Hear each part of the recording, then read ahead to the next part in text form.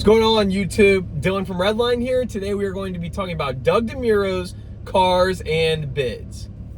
Now you may or may not know, about 4 weeks ago I listed and sold this 1990 V8 swapped Mazda Miata. Today I will be talking about my personal experience with the platform. I will talk about the pros and cons, what it may be like for you if you were to sell your car, and of course tips and tricks if you do plan on listing your car. To begin, we will first discuss what it takes to list your car on Cars and Bids, the process, and how to get started.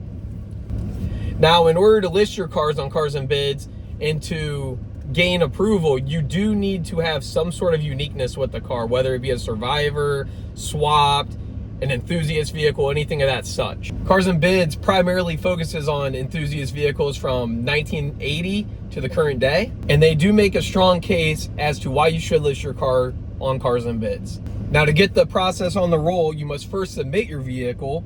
It is free to submit your car. They do ask for a few details. That includes the VIN, some photos, and a brief description on the car and why it should be listed on the site.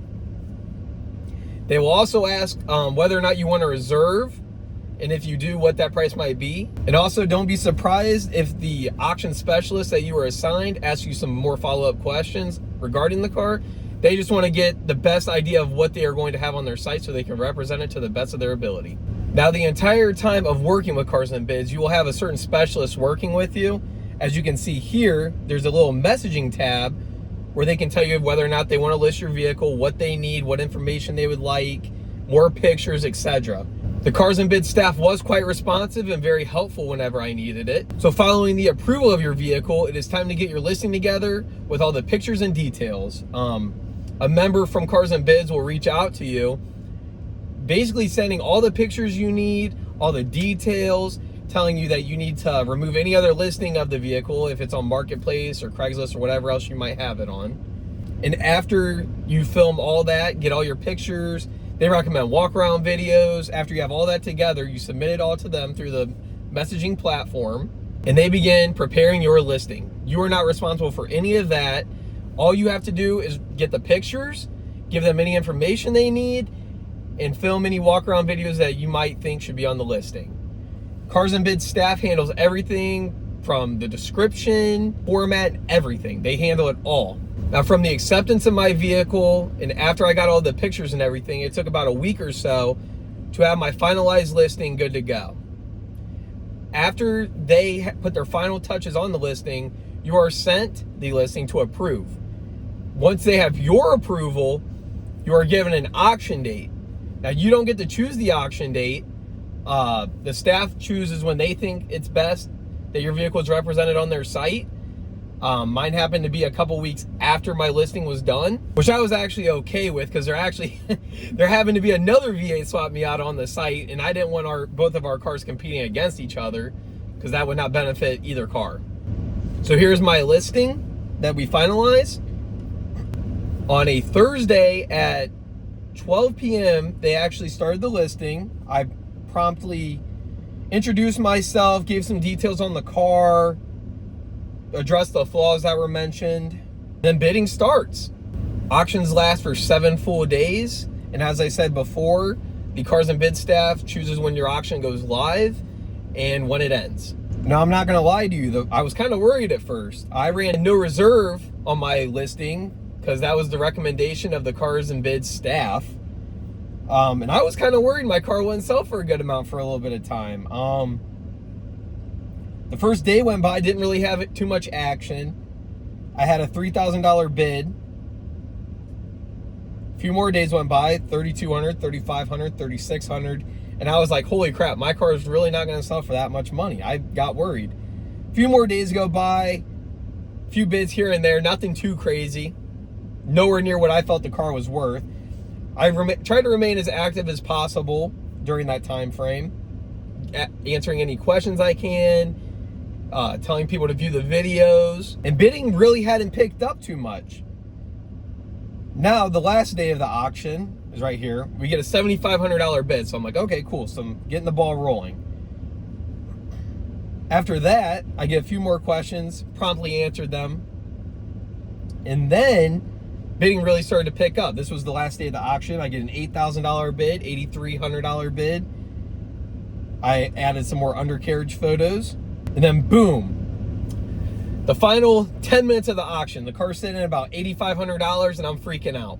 I'm like, wow, this thing is not going to sell for more than what I basically have in it. I'm like, well, this is not good.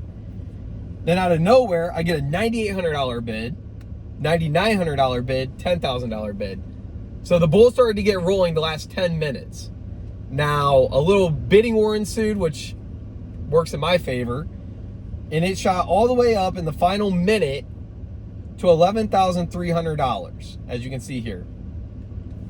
I was thrilled with this outcome, and I do like how Cars and Bids auction itself works. So in the final minute, if another bid is placed on the car, the timer resets to 1 minute. And every time a bid is placed, the timer resets. So the bidders on my car, they'd let the clock get down to about 5 seconds, and then they'd place their bid and it'd reset all over again. So a little bit of anxiety was setting, I'm not gonna lie, but it was very exciting. I'm happy with the end result. I ended up getting, as I said previously, $11,300 for the car. And now it was time to meet with the seller and figure all that out. So Cars and Bids is not responsible for the payment of the car. They don't handle any of that. That's all up to the buyer and the seller to handle.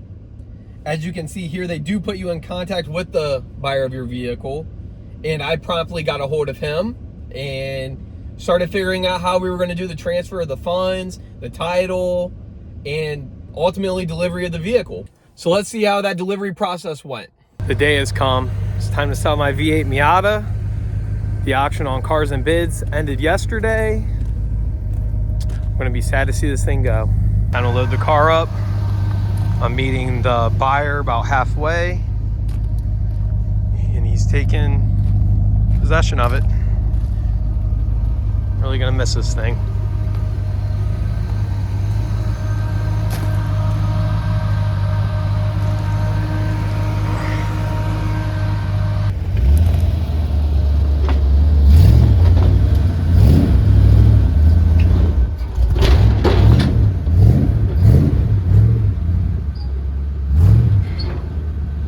I also threw in some slicks and a style bar for the buyer. She's all loaded up. Getting ready to head out. Sad, man. She was a beast.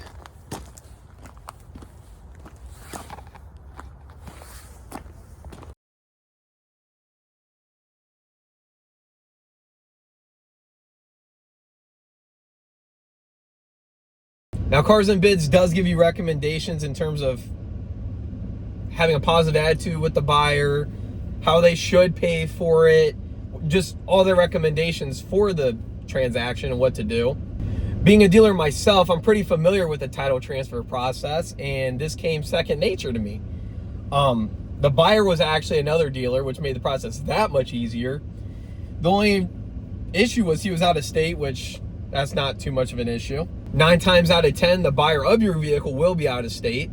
And from what I can tell, a lot of people handle this through the mail, and the car gets shipped to them via a shipping carrier. Now, my buyer was located all the way out in Maryland. I'm in Ohio, so obviously that's quite a trip. I offered to meet him 2 hours closer for a prompt pickup because it would just make it easier for both of us. So that's what I ended up doing. The next day, we had a time set. We met in Pittsburgh, Pennsylvania, and the car was on its way. So let's get into some of the pros and cons of Cars and Bids. I'll start with the pros. The user interface is amazing. It's a great auction platform, especially compared to some of its competitors. It makes a great environment for the seller. It's easy to respond to comments, and they're all public. It's not like Facebook Marketplace where if someone asks you a question, you have to answer the same question 100 times. Once someone asks a question, it's at the top of your listing, and everyone can see your answer to it. I like that Cars and Bids recommends adding a bunch of videos and photos.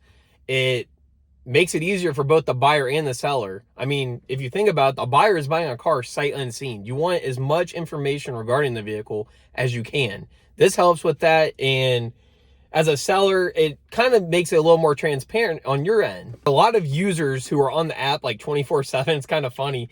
They drop some funny comments, get the ball rolling a little bit, and it's just a fun place to be. I myself, I'm kind of hooked to the website now. I'm always watching auctions and seeing what's going through. The website does also retain a good amount of traffic due to Doug. He obviously helps to his site. He wants to make his money, so that's good. On to the cons of the website. There is one big con that comes to mind. So my final group of bidders, I actually brought to the website via my own advertising of the ad. So I went the extra step and went on Facebook Marketplace and Facebook groups and on different social media platforms and advertised my listing on Cars and Bids. Now, you don't have to do that, but I did that and it paid off in the long run. I feel that as a platform, Cars and Bids could do a little more on the advertisement end. For example, on their Instagram, they only list certain vehicles that they feel, I guess, meet the quota. My car didn't get a post, and I figured it was a pretty cool vehicle. I had 20,000 viewers on my car, and they didn't post it still. To add to that, you do get an Instagram story, but another big con that people may not be for is you can give them a recommended reserve price, but 9 times out of 10, they don't accept that. So, for example, on my Miata, my reserve that I wanted was 10 grand. They were not having it. They hit me back with an offer of like $7,000, and I was just like, well, at that point, what's the point even having a reserve? That's ridiculous. So I ended up accepting, we made a little middle ground offer about $8,000 for a reserve price. And then after I had accepted that reserve price, they kept pushing and pushing and pushing a no reserve sale. I mean, there were probably about 5 messages back and forth requesting a no reserve sale. I see why they do it, because it's a guaranteed sale on their end, so they're going to make their commission. But on the same token, a lot of people are not comfortable with that. I just did it because they recommended it, because why not? I wanted to test the platform, especially so I can make a video like this.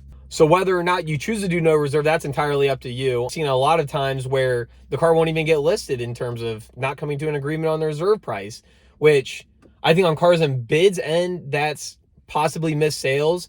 They undervalue a lot of cars just as a safety net.